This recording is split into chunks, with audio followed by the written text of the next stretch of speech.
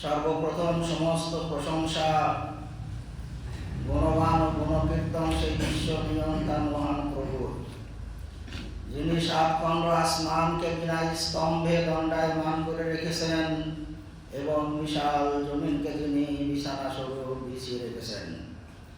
তারপরে পরে আকাই নামদার তাজদারি মদিনা মুহাম্মদুর রাসূলুল্লাহ সাল্লাল্লাহু আলাইহি ওয়াসাল্লাম পাক হাজার হাজার দরুদ ও শান্তির সুধা বর্ষিত হোক। আমিন, আল্লাহুম্মা আমিন। আমি আপনাদের সম্মুখে সূরা জুমার শেষ রুকুর প্রথম আয়াত পাঠ করেছি। সেই আয়াতটি সামনে রেখে সংক্ষিপ্ত আলোচনা রাখবো ইনশাআল্লাহ। সে আয়াতে আল্লাহ তাআলা আজকের যে দিন, এই জুমার দিন, শুক্রবারের যে জুমা, এই জুমা সম্পর্কে আল্লাহ তাআলা ওখানে আলোচনা করেছেন। আজ আমাদের 26 রমজান মাসের প্রথম জুমা। এই রমজান মাসে রোজা ফরজ হয়েছিল 2য় হিজরিতে। আর এই রমজান মাসের যে জুমা, আল্লাহ রাসূল প্রথম যে মসজিদ করেছিলেন মদিনায়, জুমার মসজিদ, ওয়াক্তিয়ার মসজিদ, যেটা এখন মসজিদে নববী বিরাট আকার নিয়েছে, প্রথম সেখানে তৈরি হয়েছিল খাজুরের খুঁটি দিয়ে আর খাজুরের পাতার ছাউনি দিয়ে। সেই মসজিদে আল্লাহ রাসূল এই জুমার খুতবা দিয়েছিলেন একটা খাজুরের খুঁটির উপরে হাত দিয়ে। আমরা এখন যেমন লাঠি ব্যবহার করছি, ওই লাঠির মতো একটা খুঁটি সেখানে ছিল, সেই খুঁটির উপরে হাত দিয়ে খুতবা দিয়েছিলেন। সাহাবাদের মধ্যে একজন আল্লাহ রাসূলকে জিজ্ঞাসা করলেন, হে আল্লাহ রাসূল, আপনার খুতবা দেওয়ার জন্য আমি কি কোনো একটা ব্যবস্থা করব যার উপরে আপনি উঠে খুতবা দিতে পারবেন? তো আল্লাহ রাসূলের সম্মতিতে সেই সাহাবা এই মেম্বার তৈরি করে দিয়েছিলেন। এই যে কাঠের মেম্বার, 3টি ধাপ, এই রাসূলের জামানায় হাজুরের পাতার যখন মসজিদ ছিল সেই সময়ই তৈরি হয় প্রথম। আল্লাহ রাসূল যেদিন খুতবা দেওয়ার জন্য এই মেম্বারে খুতবা দেবেন, সেই খাজুরের খুঁটির পাশ দিয়ে যাচ্ছেন, মেম্বারে উঠবেন। খাজুরের খুঁটি, হাদিসে বলা হচ্ছে, মানুষ যেমন কান্না করে, ফুঁকিয়ে ফুঁকিয়ে কান্না করে, খাজুরের সেই খুঁটি সেইভাবে কান্না করছে। আল্লাহ রাসূল খুঁটিটার কাছে গেলেন, গিয়ে তার গায়ে হাত দিয়ে বললেন, আমি তোমাকে ত্যাগ করিনি, ভালো ব্যবস্থা হয়েছে তাই সেখানে সেটা গ্রহণ করেছি। আল্লাহ রাসূলের বোঝানোতে তার কান্না চুপ হয়েছিল। তো সেই খুতবা, সেই জুম্মার মসজিদ এখন পর্যন্ত চলে আসছে। আজ এসে আমরা এই রমজান মাসের প্রথম জুমা এখানে পৌঁছেছি।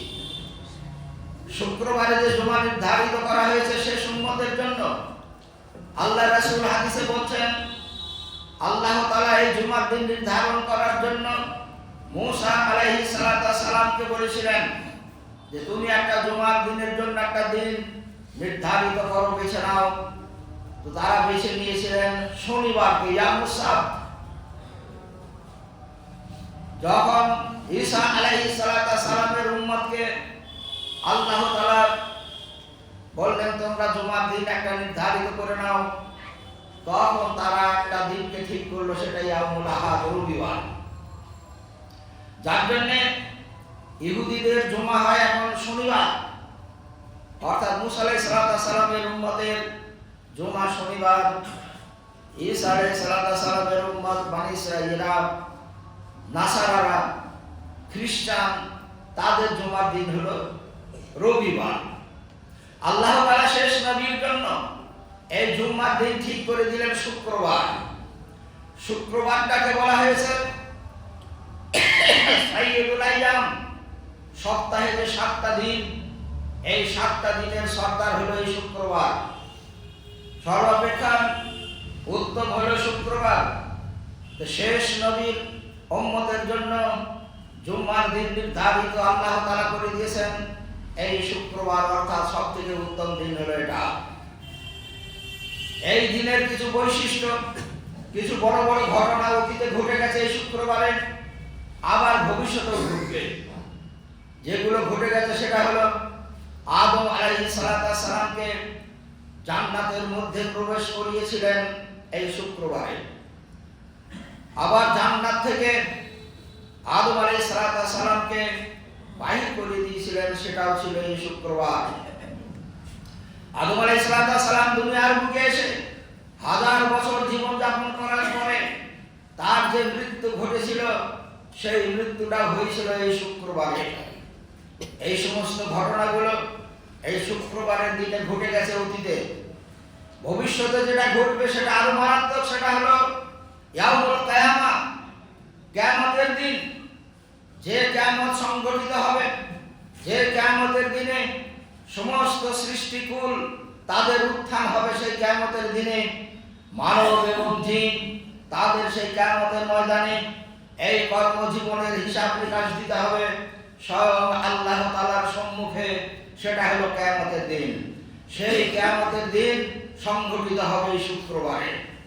হাদিসে বলা হচ্ছে, মানব এবং জিন ব্যতীত অন্যান্য সমস্ত সৃষ্টি আল্লাহ তাআলা যারা রয়েছেন, তারা সকলেই এই শুক্রবার সামনে আসলেই তারা ভয়ে ভীত হয়। কি জানি হয়তো আগামী শুক্রবারে যদি সেই কিয়ামত সংঘটিত হয়ে যায়। এটা কেবল মানব জাতি এবং জিনদের মধ্যে এই আতঙ্কটা থাকে না, যেহেতু ইমানের দুর্বলতা, অত চিন্তা ভাবনা অত কিছু রাগ করে না সেই জন্য। কিন্তু যে কিয়ামত সংঘটিত হবে এতে সন্দেহের কোনো অবকাশ নেই। কিয়ামতের দিনে উত্থান হবে, এতেও কোনো সন্দেহের অবকাশ নেই। সেদিন উঠে আল্লাহ তাআলার সম্মুখে সমস্ত মানব এবং জিনকে তাদের এই দুনিয়ার কর্মজীবনের হিসাব নিকাশ দিতে হবে, এতেও কোনো সন্দেহের অবকাশ নেই। কিন্তু কিয়ামত হবে এই শুক্রবার, এটা আল্লাহর রাসূল ঘোষণা করে দিয়েছেন। 7টা দিনের সপ্তাহ, তার মধ্যে শুক্রবার, এই শুক্রবারই কিয়ামত সংঘটিত হবে। তো সেই কিয়ামতের দিনকে আল্লাহ রাসূলের জন্য জুমার দিন হিসাবে বেছে নেওয়া হয়েছে। তাই আল্লাহ রাসূলের উম্মত, শেষ নবীর উম্মতের জুমা হয় শুক্রবার। এটাই হলো সবথেকে উত্তম এবং শ্রেষ্ঠ, সমস্ত দিনের সর্দার এই শুক্রবার।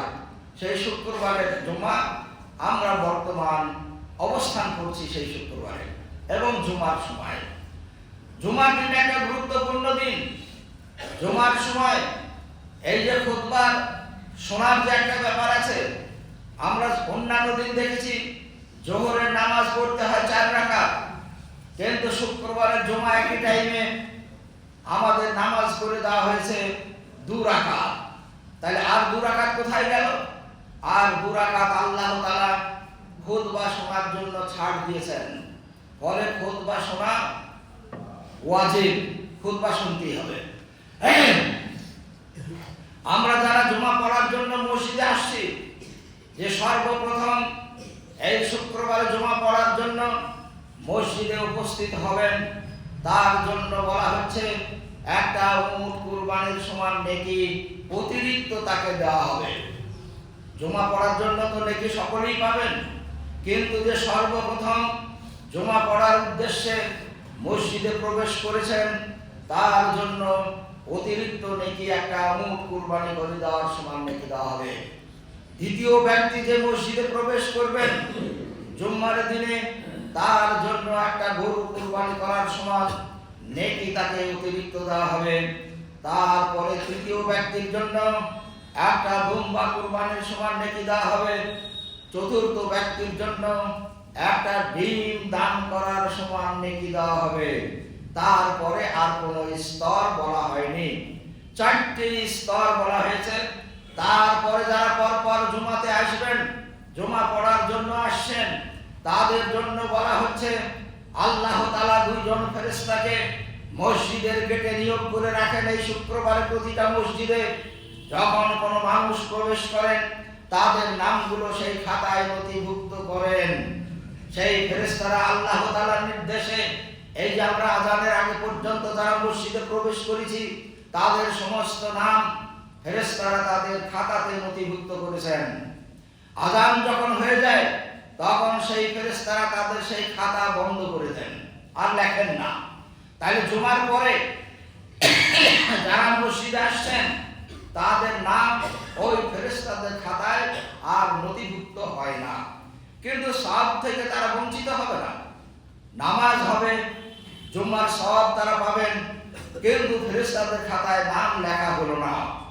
সেই জন্য জুম্মার দিনে মসজিদে যত তাড়াতাড়ি আসা যায় সেজন্য চেষ্টা করতে হবে যাতে আজানের আগে আমরা মসজিদে প্রবেশ করতে পারি।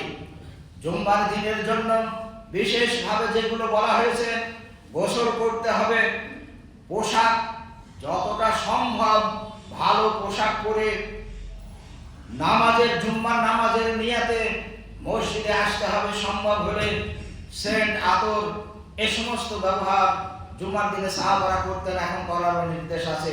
যাদের পক্ষে সম্ভব সেগুলো ব্যবহার করবেন। এইভাবে জমা আসার নিয়ম। যারা আগে এসেছেন প্রথম মসজিদে 2 রাকাত দাখিলা নামাজ, মসজিদে প্রবেশ করে 2 রাকাত দাখিলা নামাজ পড়ে নিলেন। তারপরে জোহরের আগে যে 4 রাকাত সুন্নাত নামাজ আমাদের রয়েছে সেই 4 রাকাত সুন্নাত পড়ে নেন। তারপরে যদি সময় থাকে আর যদি এনার্জি থাকে, ইচ্ছা থাকে, আগ্রহ থাকে, নেকির উদ্দেশ্যে নফল নামাজ আরো পড়তে পারেন আজানের আগে। কিন্তু আজান যখন হয়ে যাবে তখন আর কোনো নামাজ পড়া যাবে না। আজান যখন শুরু হবে সেই সময় যারা মসজিদে প্রবেশ করছেন, আজান শুরু হলো, মসজিদে ঢুকলেন, নামাজে দাঁড়ানো যাবে না, আবার মসজিদে বসাও যাবে না। মসজিদে বসতে গেলে আপনাকে 2 রাকাত নামাজ পড়তে হবে। সেই জন্য যখন আজান চলছে সেই সময় যারা মসজিদে প্রবেশ করছেন তারা দাঁড়িয়ে থাকুন। আজান হবে, আজানের জবাব দেন। মুয়াজ্জিন যা বলছে আপনারাও সেগুলাই বলতে থাকুন। আপনারা মুয়াজ্জিন যেমন আজানের নেকি পাবে, আজানের জবাব দেওয়ার জন্য আপনারাও নেকি পাবেন। সেই জন্য আজানের সময় যারা প্রবেশ করছেন তারা মসজিদে এসে ঢুকে বসবেন না, আবার নামাজও শুরু করবেন না। যতক্ষণ আজান চলবে ততক্ষণ দাঁড়িয়ে দাঁড়িয়ে আজানের জবাব দেন। আজান যখন শেষ হয়ে যাবে, আজানের দোয়া জানা থাকলে আজানের দোয়া পড়ুন। তারপরে 2 রাকাত সুন্নাত পড়ুন। যাদের আজানের পরে যারা মসজিদে প্রবেশ করলেন, আজান চলাকালীন যারা মসজিদে প্রবেশ করলেন, তারা আজান শেষ হওয়ার পরে মাত্র 2 রাকাত নামাজ পড়ে চুপচাপ বসে যান, আর আপনার জন্য নামাজ নাই। তাহলে আজানের আগে যারা এসেছেন সময় মতো তাদের যতটা সম্ভব তারা নামাজ পড়বেন। 2 রাকাত দাখিলা, 4 রাকাত জোহরের সুন্নাত এটা পড়তেই হচ্ছে। তারপরে যদি সম্ভব হয় আর 2 রাকাত করে নফল নামাজ পড়তে পারেন। আজান হয়ে গেলে আর পড়া চলবে না। আজানের সময় বা আজানের পরে যারা মসজিদে প্রবেশ করছেন তারা কেবল মাত্র 2 রাকাত নামাজ পড়বেন। সেই 2 রাকাত নামাজ পড়ে বসে যান, আপনার জন্য এই জুমার দিনে আর কোনো নামাজ নাই। সেই জন্য নামাজ যদি বেশি পড়ব, নেকি বেশি অর্জন করব, এই যদি লক্ষ্য থাকে তাহলে মসজিদে আগে আগে করে জুমার দিনে আসতে হবে সময় হাতে রেখে।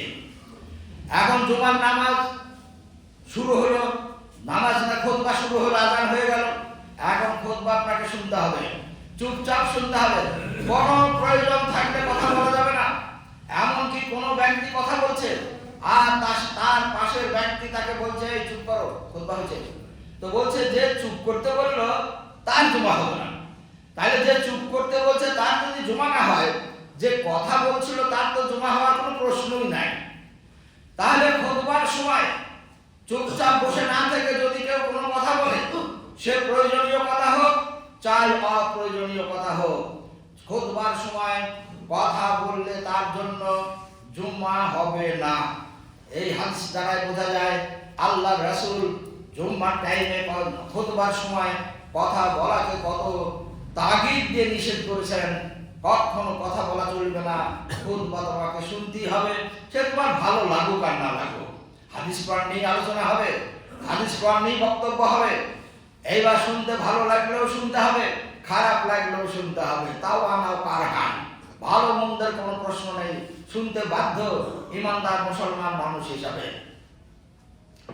এবার যখন নামাজ হয়ে গেল, নামাজের পরে সুন্নাত, নামাজের পরে সুন্নাত 2 রাকাত বা 4 রাকাত। জুম্মার নামাজের পরে 2 রাকাত সুন্নাত পড়লেও হবে, 4 রাকাত পড়লেও হবে, কিন্তু জুমার পরে 4 রাকাতের বেশি নামাজ পড়া যাবে না। যেমন আজানের আগে এসে জোহরের 4 রাকাত সুন্নাত পড়ার পরেও আমার এনার্জি থাকলে, ইচ্ছা থাকলে আমি আরো 2-4 রাকাত নফল পড়তে পারি, কিন্তু জুমার পরে 4 রাকাতের বেশি নামাজ পড়া যাবে না। 2 রাকাত পড়লেও হবে, আবার 4 রাকাত পড়লেও হবে। এইভাবে জুম্মার নামাজের আগে এবং পরে সুন্নতগুলো আমরা লক্ষ্য রেখে আমরা পড়ব। জুম্মার দিনের জন্য আল্লাহ তাআলা বিশেষ ফজিলত রেখেছেন। যারা জুম্মায় হাজির হলো, আল্লাহ রাসূল একদিন খুতবা দিতে বলছেন, আমার মনে হচ্ছে যারা আজকের জুমায় হাজির হতে পারেনি, হাজির হয়নি, আমি যেন আমার জায়গাতে কাউকে দাঁড় করিয়ে দিয়ে তাদের বাড়িতে আগুন লাগিয়ে দিই। এই আল্লাহ রাসূলের ইচ্ছা। তাই কত বড় অপরাধ যদি জুমাকেও ত্যাগ করে, সে বিনা কাজে হোক আর কাজে হোক, কাজের বিনা কাজের কোনো প্রশ্ন নেই। আল্লাহর প্রতি যার ঈমান আছে, আখিরাতের প্রতি যার বিশ্বাস আছে, আল্লাহ রাসূলের প্রতি যার ঈমান আছে, জান্নাত জাহান্নামের প্রতি যার আস্থা আছে, কিয়ামতের দিনে উত্থান হবে, এই জীবনের সমস্ত কর্মজীবনের হিসাব নিকাশ আল্লাহ তাআলার সম্মুখে দিতে হবে, এই বিশ্বাস যার আছে তাকে জুমায় হাজির হতেই হবে। সে যে কোনো জায়গায় হোক, একই জায়গায় হতে হবে এমন কিছু নয়, তার কাছাকাছি যে কোনো জায়গাতে সে জুম্মা তাকে হাজির হতেই হবে। 2 ধরনের ব্যক্তির জন্য জুমা ওয়াজিব নয়। এক ব্যক্তি হলো অসুস্থ। যে ব্যক্তি অসুস্থ তার পক্ষে মসজিদে আসা, নামাজ পড়া এসব কিছু অসুবিধা, যার জন্য অসুস্থ ব্যক্তির জন্য জুমাকে ছাড় দেওয়া হয়েছে। কোনো ব্যক্তি যদি অসুস্থ থাকেন তার জন্য জুমা ওয়াজিব নয়, তাকে কষ্ট করে বাড়ি থেকে মসজিদে এসে জুমা পড়তেই হবে, না পড়লে আমি বেনামাজি হয়ে যাবে এরকম নয়। যারা অসুস্থ তাদের জন্য আল্লাহ রাসূলের পক্ষ থেকে ছাড় দেওয়া হয়েছে, তারা কাজা পড়বে। কাজা কিভাবে পড়বে? যেমন আমাদের জোহর যদি কাজা হয়ে থাকে, আমরা সেই কাজাটা পড়ি, 4 রাকাত কাজা হয়েছে, 4 রাকাত পড়ে নিই, জোহর পড়ে নিই। আসর কাজা হয়েছে, আসরের 4 রাকাত নামাজ আমরা কাজা পড়ি, 4 রাকাত পড়ে নিলাম। জুম্মার নামাজ যখন কাজা হবে, এর কাজা কিন্তু 2 রাকাত নয়। জুম্মার নামাজ যার ছুটে যাবে, জুম্মার নামাজ যার কাজা হবে, তাকে 2 রাকাত কাজা করলে আর হবে না, তাকে 4 রাকাত জোহর করতে হবে। অর্থাৎ জুম্মার নামাজের কোনো কাজা নাই। জুম্মার নামাজ যদি কারো ছুটে যায় কোনো কারণে, তাকে জোহরের 4 রাকাত নামাজ পড়তে হবে, তার বাইরে 2 রাকাত পড়ে কাজা করে দিলে হবে না। যার জন্য এটা খেয়াল রাখতে হবে, কোনো কারণে বাইরে গিয়েছেন, ট্রেনে বাসে আছেন, মুসাফির হালাত, যারা মুসাফির, যারা ভ্রমণে আছে, মুসাফিরের হালাত একদিন আমি বর্ণনা করেছি কাদেরকে মুসাফির বলা হয়। সেই মুসাফিরের আওতায় যারা পড়বেন, মুসাফিরের জন্য জুমা ওয়াজিব নয়। যারা মুসাফির বাইরে ভ্রমণে আছেন, কাজে বেড়াতে যে কোনো কারণে হোক, তাদের জন্য জুমা ওয়াজিব নয়। যদি সুযোগ হয় পড়বে, যদি না হয় তাহলে তারা জোহরের নামাজ পড়ে নেবে। তাহলে 2 ধরনের ব্যক্তি, এক হলো অসুস্থ আর দ্বিতীয় হলো মুসাফির, এদের জন্য জুমা ওয়াজিব নয়। তৃতীয় হলো মহিলা, মহিলাদের জন্য জুমা ওয়াজিব নয়, কিন্তু ইচ্ছা করলে পড়তে পারে, কিন্তু ওয়াজিব না, না পড়লে গুনাহ হবে। এই যে যেমন বলা হয়েছে, আল্লাহ রাসূল বললেন, যদি কেউ জুমার নামাজে হাজির না হয়ে থাকে, তাহলে আমার ইচ্ছা হয় তার বাড়িতে গিয়ে আগুন লাগিয়ে দিই। মহিলাদের জন্য এরকম কোনো কারণ নাই। তার কারণ তারা ইচ্ছাতে পড়বে, না হলে না পড়বে, তাদের মহিলাদের জন্য জুমা ওয়াজিব নয়। তাহলে 3 ধরনের লোকের জন্য জুমা ওয়াজিব নয়। একটা হলো অসুস্থ ব্যক্তি, তাদের জন্য জুমা ওয়াজিব নয়, কিন্তু নামাজটাকে পড়তে হবে, জোহর আদায় করতে হবে। তারপরে মুসাফির ব্যক্তি, তার জন্য জুমা ওয়াজিব নয়। তৃতীয় হলো মহিলা, এদের জন্য জুমা ওয়াজিব নয়। তাছাড়া বালিগ সমস্ত পুরুষের জন্য জুমা ওয়াজিব। জুমা তাকে হাজির হতেই হবে এবং জুমাতে এই সমস্ত নিয়ম কানুনগুলো ফলো করে চলতে হবে।